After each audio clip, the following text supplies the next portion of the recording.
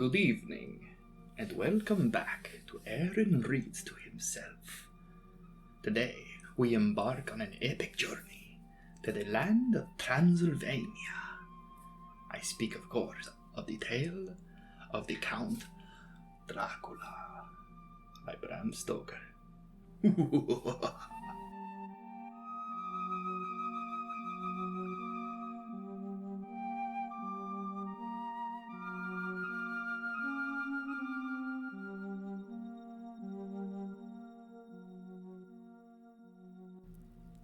Now then, let us begin. Chapter 1. Jonathan Harker's Journal, kept in shorthand. 3rd of May, Bistritz. Left Munich at 8:35 p.m. on 1st of May, arriving in Vienna early next morning. Should have arrived at 6:46, but train was an hour late. Budapest seems a wonderful place, from the glimpse which I got of it from the train, and the little I could walk through the streets.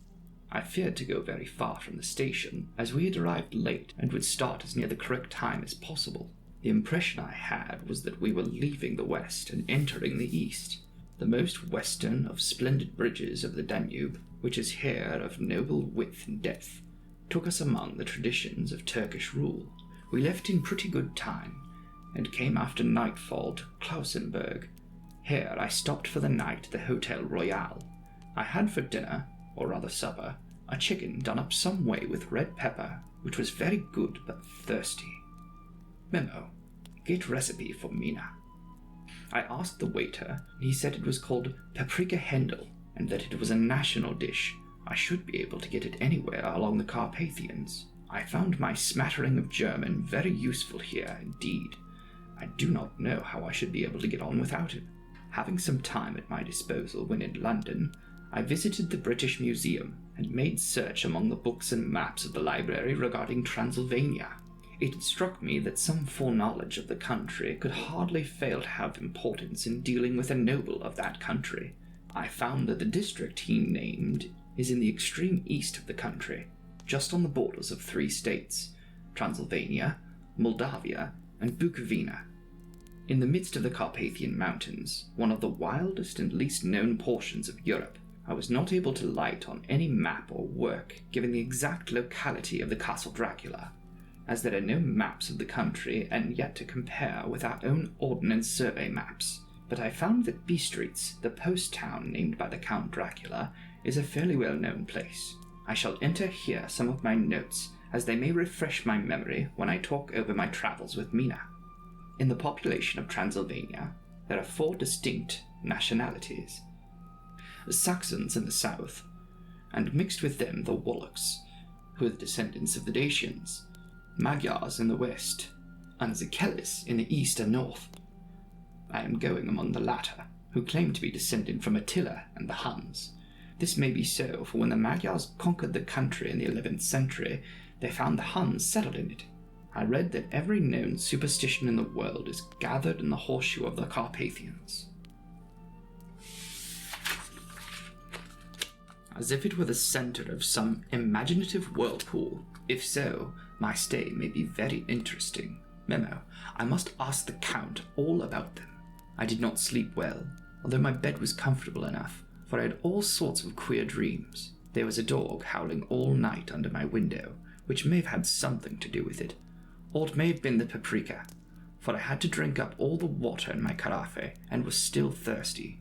Towards morning, I slept and was wakened by the continuous knocking at my door, so I guess I must have been sleeping soundly then.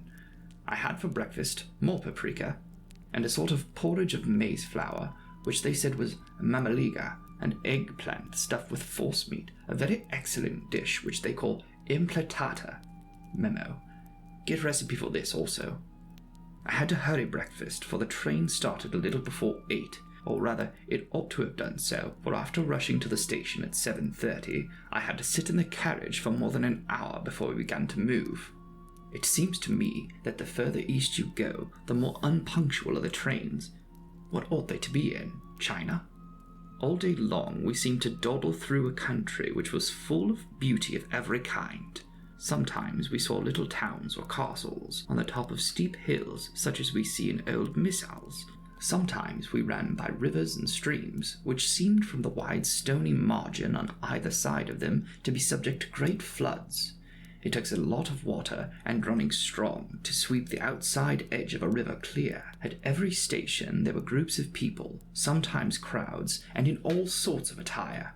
Some of them were just like peasants at home, or those I saw coming through France and Germany, with short jackets and round hats and homemade trousers, but others were very picturesque. The women looked pretty, except when you got near them, but they were all very clumsy about the waist.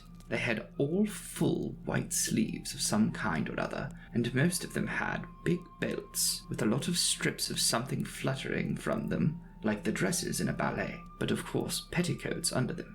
The strangest figures we saw were the Slovaks, who were more barbarian than the rest, with their big cowboy hats, great dirty baggy white trousers, white linen shirts, and enormous heavy leather belts, nearly a foot wide, all studded with brass nails. They wore high boots with their trousers tucked in them, and had long black hair and heavy black moustaches. They are very picturesque, but do not look prepossessing. On the stage they would be set down at once as some old oriental band of brigands. They are, however, I am told, very harmless and rather wanting in natural self-assertion. It was on the dark side of twilight when we got to Bistritz, which is a very interesting old place. Being practically on the frontier, for the Borgo Pass leads from it into Bukovina, it has had a very stormy existence, and it certainly shows marks of it.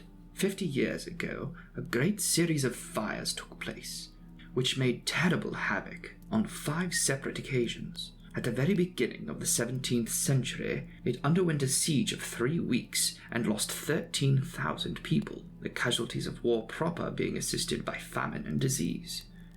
Count Dracula had directed me to go to the Golden Crone Hotel, which I found, to my delight, to be thoroughly old-fashioned, for of course I wanted to see all I could of the ways of the country. I was evidently expected, for when I got near the door, I faced a cheery-looking elderly woman in the usual peasant dress, white undergarment with a large double apron front and back, of coloured stuff fitting almost too tightly for modesty. When I came close, she bowed and said, "Say, Herr Englishman?" "Yes," I said, "Jonathan Harker." She smiled and gave some message to an elderly man in white shirt sleeves who had followed her to the door. He went, but immediately returned with a letter. "My friend, welcome to the Carpathians. I am anxiously expecting you. Sleep well tonight. At 3 tomorrow, the diligence will start for Bukovina. A place on it is kept for you. At the Borgo Pass, my carriage will await you and will bring you to me. I trust your journey from London has been a happy one, and that you will enjoy your stay in my beautiful land. Your friend, Dracula." 4th of May. I found that my landlord had got a letter from the Count, directing him to secure the best place on the coach for me, but on making inquiries as to the details, he seemed somewhat reticent, and pretended that he could not understand my German. This could not be true, because up to then he had understood it perfectly. At least, he had answered my questions as if he did. He and his wife, the old lady who'd received me, looked at each other in a frightened sort of way. He mumbled out that the money had been sent in a letter, and that was all he knew. When I asked if he knew Count Dracula, and could tell me anything of his castle, both he and his wife crossed themselves, and saying that they knew nothing at all, and simply refused to speak further. It was so near the time of starting that I had no time to ask anyone else, for it was all very mysterious and not by any means comforting. Just before I was leaving, the old lady came up to my room and said in a very hysterical way, "Must you go? Oh, young Herr, must you go?" She was in such an excited state that she seemed to have lost grip of what German she knew, and mixed it all up with some other language which I did not know at all. I was just able to follow her by asking many questions. When I told her that I must go at once, and that I was engaged on important business, she asked again, "Do you know what day it is?" I answered that it was the 4th of May. She shook her head, as she said again, "Oh yes, I know that, but do you know what day it is?" On my saying that I did not understand, she went on. "It is the eve of St. George's Day. Do you not know that tonight, when the clock strikes midnight, all the evil things in the world will have full sway? Do you know where you're going, and what you're going to do?" She was in such evident distress that I tried to comfort her, but without effect. Finally, she went down on her knees and implored me not to go, at least to wait a day or two before starting. It was all very ridiculous, but I did not feel comfortable. However, there was important business to be done, and I could allow nothing to interfere with it. I therefore tried to raise her up and said as gravely as I could that I thanked her, but my duty was imperative and that I must go. She rose and dried her eyes. Taking a crucifix from her neck, offered it to me. I did not know what to do, for as an English churchman, I have been taught to regard such things as in some measure idolatrous, and yet it seemed so ungracious to refuse an old lady meaning so well and in such a state of mind. She saw, I suppose, the doubt on my face, for she put the rosary round my neck and said, "For your mother's sake," and went out of the room. I am writing up this part of the diary whilst waiting for the coach, which is, of course, late, and the crucifix is still round my neck. Whether it is the old lady's fear, I do not know, but I am not feeling nearly as easy in my mind as usual. If this book should ever reach Mina before I do, let it bring my goodbye. Here comes the coach.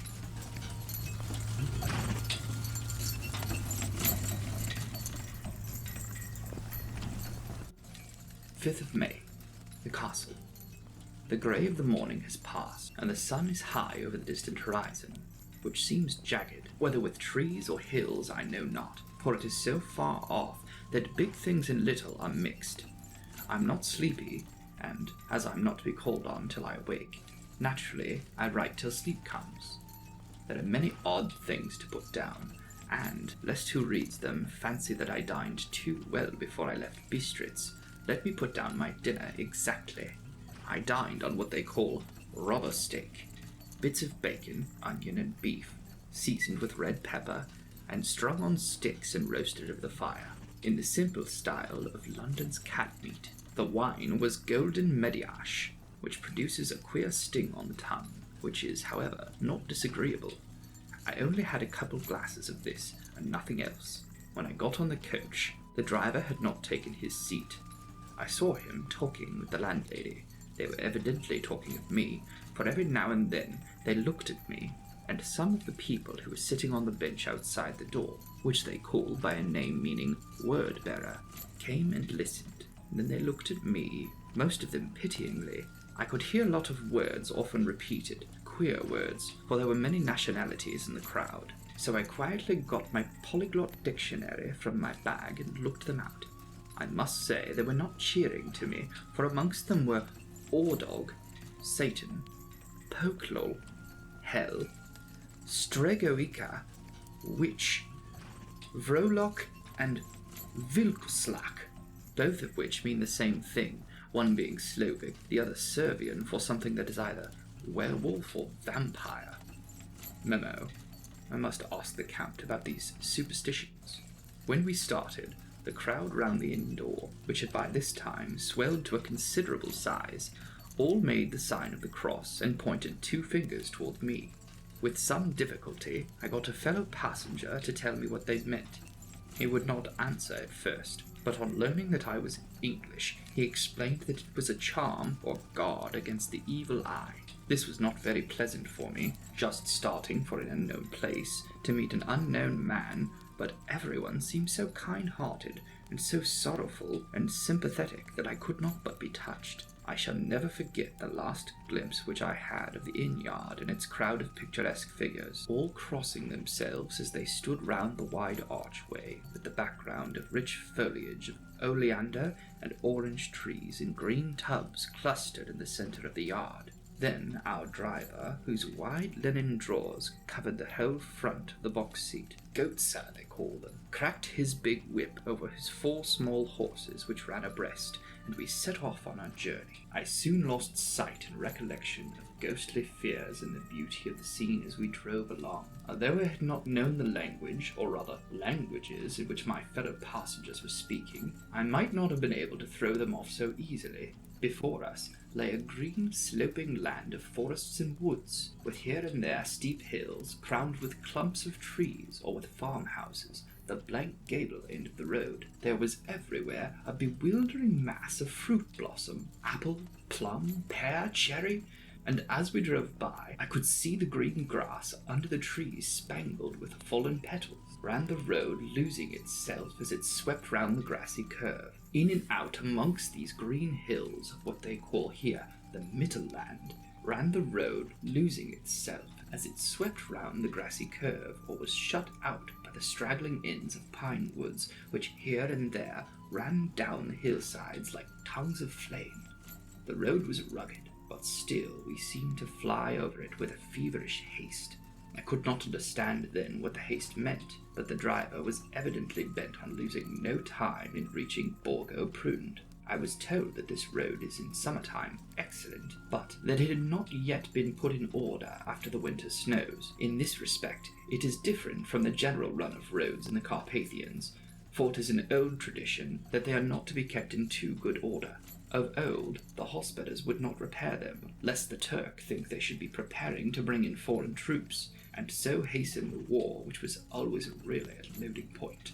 Beyond the green swelling hills of the Mittelland rose mighty slopes of forest, up for the lofty steps of the Carpathians themselves. Right and left of us they towered, with the afternoon sun falling upon them and bringing out all the glorious colours of this beautiful range. Deep blue and purple in the shadows of the peaks, green and brown where grass and rock mingled, an endless perspective of jagged rock and pointed crags, till these were themselves lost in the distance, where the snowy peaks rose grandly. Here and there seemed mighty rifts in the mountains, through which, as the sun began to sink, we saw now and again the white gleam of falling water. One of my companions touched my arm as we swept round the base of a hill and opened up the lofty, snow-covered peak of a mountain, which seemed, as we wound down our serpentine way, to be right before us. "Look! It's in Zik! God's seat!" And he crossed himself reverently as we wound on our endless way, and the sun sank lower and lower behind us. The shadows of the evening began to creep round us. This was emphasized by the fact that the snowy mountain tops still held sunset, and seemed to glow out with delicate cool pink. Here and there we passed Czechs and Slovaks, all in picturesque attire, but I noticed that goiter was painfully prevalent. By the roadside there were many crosses. As we swept by, my companions all crossed themselves. Here and there was a peasant man or woman kneeling before a shrine, who did not even turn round as we approached, but seemed in the self-surrender of devotion to have neither eyes nor ears for the outer world. There were many things new to me. For instance, hayricks in the trees, here and there, very beautiful masses of weeping birch, their white stems shining like silver through the delicate green of the leaves. Now and again we passed a liter wagon, the ordinary peasant's cart, with its long snake-like vertebra calculated to suit the inequalities of the road. On this road was sure to be seated quite a group of homecoming peasants, the Czechs with their white, and the Slovaks with their coloured sheepskins, the latter carrying lance-fashion their staves with axe at the end. As the evening fell, it began to get very cold, and the growing twilight seemed to merge into the dark mistiness of the gloom of the trees, oak, beech, and pine, though in the valleys, which ran deep between the spurs of the hills, as we ascended through the pass, the dark firs stood out here and there against the background of late-lying snow. Sometimes, as the road was cut through the pine woods that seemed in the darkness to be closing down upon us, great masses of greyness, which here and there bestrewed the trees, produced a particularly weird and solemn effect, which carried on the thoughts and grim faces engendered earlier in the evening. When the falling sunset threw into strange relief the ghost-like clouds which amongst the Carpathians seemed to wind ceaselessly through the valleys, sometimes the hills were so steep that despite our driver's haste, the horses could only go slowly. I wished to get down and walk up them as we do at home, but the driver would not hear of it. "No, no," he said, "you must not walk here. The dogs are too fierce." And then he added, with what evidently meant for grim pleasantry, for he looked round to catch the approving smile of the rest, "And you may have had enough of such matters before you go to sleep." The only stop he would make was a moment's pause to light his lamps. When it grew dark, there seemed to be some excitement amongst the passengers, and they kept speaking to him one after the other as though urging him to further speed. He lashed the horses unmercifully with his long whip, and with wild cries of encouragement urged them on to further exertions. Then, through the darkness, I could see a sort of patch of grey light ahead of us, as though there were a cleft in the hills. The excitement of the passengers grew greater. The crazy coach rocked on its great leather springs and swayed like a boat tossed on a stormy sea. I had to hold on. The road grew more level as we appeared to fly along. Then the mountains seemed to come nearer to us on each side, and to frown down upon us. We were entering the Borgo Pass. One by one, several of the passengers offered me gifts, which they pressed upon me with an earnestness which would take no denial. These were certainly of an odd and varied kind, but each was given in simple good faith, with a kindly word and a blessing, and that same strange mixture of fear-meaning movements which I had seen outside the hotel at Bistritz, the sign of the cross and the guard against the evil eye.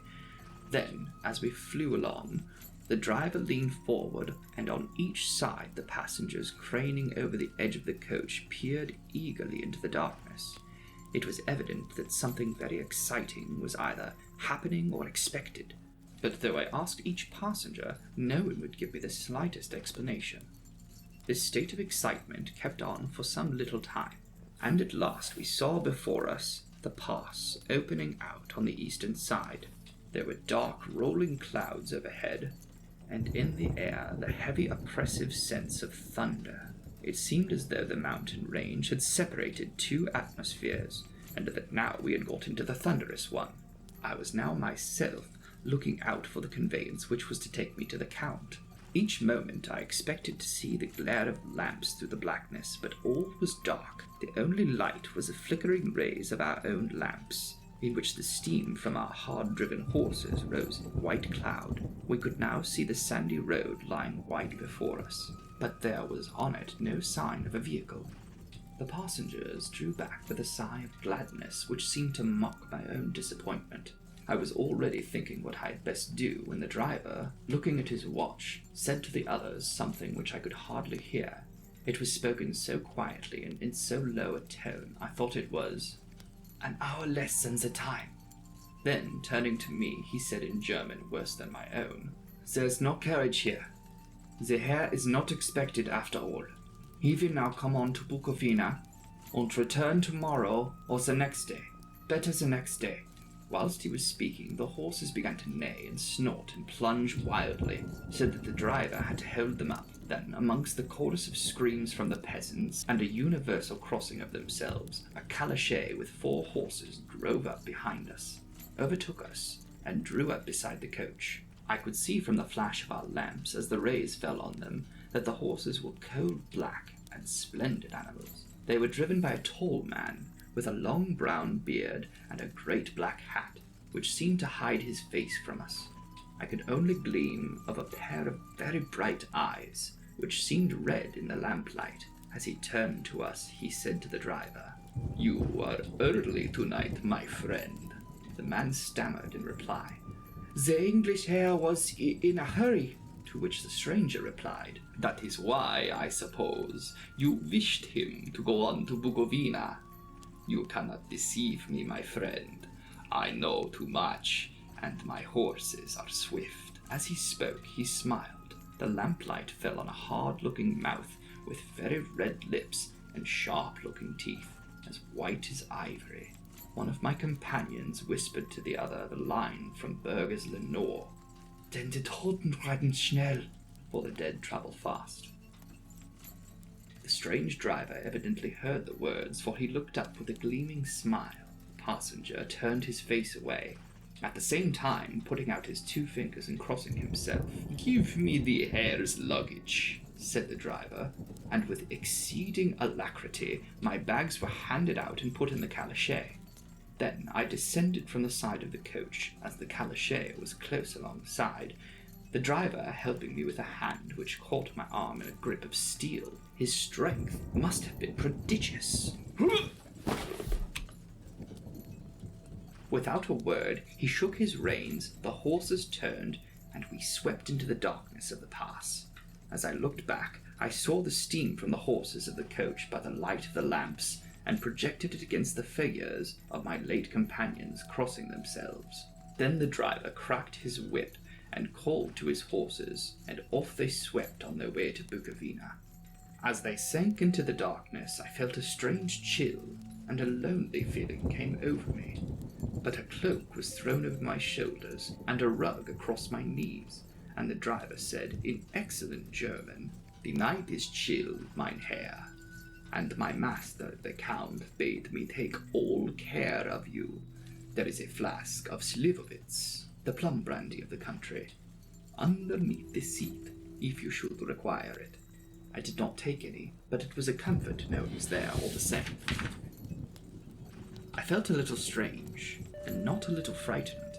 I think, had there been any alternative, I should have taken it, instead of prosecuting that unknown night journey. The carriage went at a hard pace straight along. Then we made a complete turn and went along another straight road. It seemed to me that we were simply going over and over the same ground again. And so I took note of some salient point, and found that this was so. I would have liked to have asked the driver what this all meant, but I really feared to do so. For I thought that, placed as I was, any protest would have had no effect, in case there had been any intention to delay. By and by, however, as I was curious to know how much time was passing, I struck a match, and by its flame looked at my watch. It was within a few minutes of midnight.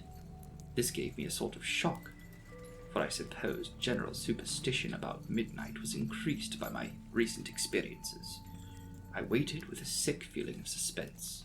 Then a dog began to howl somewhere in a farmhouse far down the road, a long, agonized wail, as if from fear. The sound was taken up by another dog, and then another, and another, till, borne on the wind, which now sighed softly through the pass, a wild howling began, which seemed to come from all over the country, as far as the imagination could grasp it through the gloom of the night. At the first howl, the horses began to strain and rear, but the driver spoke to them soothingly and they quieted down, but shivered and sweated, as though after a runaway from a sudden fright. Then, far off in the distance, from the mountains on each side of us began a louder and sharper howling, that of wolves, which affected both the horses and myself in the same way, for I was minded to jump from the calèche and run, whilst they reared again and plunged madly, so the driver had to use all his great strength to keep them from bolting. In a few minutes, however, my own ears got accustomed to the sound, and the horses so far became quiet that the driver was able to descend and stand before them. He petted and soothed them, and whispered something in their ears, as I have heard of horse-tamers doing, and with extraordinary effect, for under his caresses they became quite manageable again, though they still trembled. The driver again took his seat, and shaking the reins, started off at a great pace. This time, after going down the far side of the pass, he suddenly turned down a narrow roadway which ran sharply to the right. Soon we were hemmed in with trees, which in places arched right over the roadway till we passed us through a tunnel, and again frowning rocks guarded us boldly on either side. Though we were in shelter, we could hear the rising wind, for it moaned and whistled through the rocks, and the branches of the trees crashed together as we swept along. It grew colder and colder still, and fine powdery snow began to fall, so that soon we and all around us were covered with a white blanket. The keen wind still carried the howling of the dogs, though this grew fainter as we went on our way. The baying of the wolves sounded nearer and nearer, as though they were closing round us from every side. I grew dreadfully afraid, and the horses shared my fear, but the driver was not in the least disturbed. He kept turning his head to left and right, but I could not see anything through the darkness. Suddenly, away on our left, I saw a faint flickering blue flame. The driver saw it at the same moment. He at once checked the horses and, jumping to the ground, disappeared into the darkness. I did not know what to do, the less as the howling of the wolves grew closer. But while I wondered, the driver suddenly appeared again, and without a word took his seat and we resumed our journey. I think I must have fallen asleep and kept dreaming of the incident, for it seemed to be repeated endlessly, and now, looking back, it is like a sort of awful nightmare. Once the flame appeared so near the road that even in the darkness around us I could watch the driver's motions. He went rapidly to where the blue flame rose.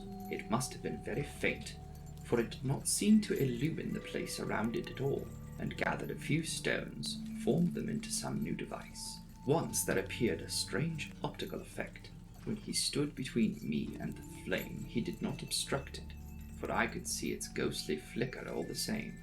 This startled me, but as the effect was only momentary, I took it that my eyes deceived me, straining through the darkness. Then, for a time, there were no blue flames, and we sped onwards through the gloom, with the howling of the wolves around us, as though they were following in a moving circle. At last there came a time when the driver went further afield than he had yet gone, and during his absence the horses began to tremble worse than ever, and snort and scream with fright. I could not see any cause for it, for the howling of the wolves had ceased altogether. But just then, the moon, sailing through the black clouds, appeared behind the jagged crest of a beetling, pine-clad rock, and by its light I saw around us a ring of wolves, with white teeth and lolling red tongues, with long, sinewy limbs and shaggy hair. They were 100 times more terrible in the grim silence which held them than even when they howled. For myself, I felt a sort of paralysis of fear. It is only when a man feels himself face to face with such horrors that he can understand their true import. All at once the wolves began to howl, as though the moonlight had some peculiar effect on them. The horses jumped about and reared, and looked helplessly round with eyes that rolled in a painful way to see. But the living ring of terror encompassed them on every side, and they had perforce to remain within it. I called for the coachman to come, for it seemed to me that our only chance was to try and break through the ring and to aid his approach. I shouted and beat the side of the calichet, hoping by the noise to scare the wolves from that side, so as to give him the chance of reaching the trap. How he came there I know not, but I heard his voice raised in a tone of imperious command, and looking towards the sound, saw him stand in the roadway. As he swept his long arms as though brushing aside some impalpable obstacle, the wolves fell back, and back further still. Just then, a heavy cloud passed across the face of the moon, so that we were again in darkness. When I could see again, the driver was climbing into the calichet, and the wolves had disappeared. This was all so strange and uncanny that a dreadful fear came upon me, and I was afraid to speak or move. The time seemed interminable as we swept on our way, now in almost complete darkness, for the rolling clouds obscured the moon. We kept on ascending, with occasional periods of quick descent, but in the main always ascending. Suddenly, I became conscious of the fact that the driver was in the act of pulling up the horses in the courtyard of a vast ruined castle, from whose tall black windows came no ray of light, and whose broken battlements showed a jagged line across the moonlit sky. Thank you for joining me. Please remember to like the video and subscribe so that you do not miss Chapter 2, which will be released soon. When all the chapters are complete, I will be releasing a master cut of all of them strung together. Thank you again, and I'll see you next time.